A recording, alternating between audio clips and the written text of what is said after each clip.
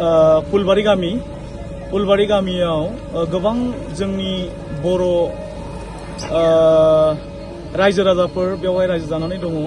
बेयावनो बेबायदि गोबां रायजो राजानि हाफ्रा बेबायदिनो भुटाननिफ्राय जिथु फैनाय जिथु दै, बे दैनि गेजेरजों फुलबारि गामिनि रायजो राजाफोरनि गोबां न'खरनि माइ गायनानै जाग्रा, आबाद मावनानै जाग्रा हाफ्रा बाला बुखांनानै दंहैजोबो।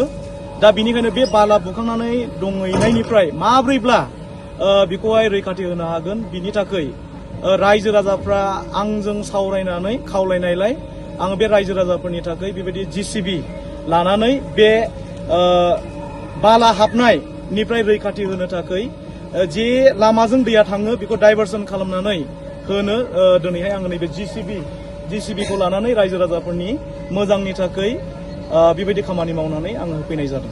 उननि समाव माबाफोर टारगेट दङ नामा खामानि मावनाय? उननि समाव आङो दिनैहाय आङो BCDC ग्रुपनि दारै आङो बे खामानिखौ मावनाय जादों। फैगौ समाव जितु जोंनि सोलिफुबाय थानाय हाग्रामा सारनि जितु सरकार, बे सरकारनाव जोङो बेखौनो खावलायगोन रायजोनि जानानै जेन बेवहाय जे दैया बोहैनानै जे दुब्लियाव हाबनानै दङ, बाला बायदिसिना लानानै दैखांनानै दङ, दा बेखौ प्रटेक्सन होनांगौनि थाखाय आङो स्पेसियेलि आङो जोंनि सरकारनियाव बेखौ खावलायनानै बेखौहाय प्रटेक्सन होनायनि खामानिखौ मावगोन होननानै आङो बेबायदि सानदों। गुबुन जायगाफ्रावबो बेफोरबायदि दैदेनगिरि थासेयाव बेफोरबायदि खामानिखौ मावना होनायखौ जों नुनो मोना।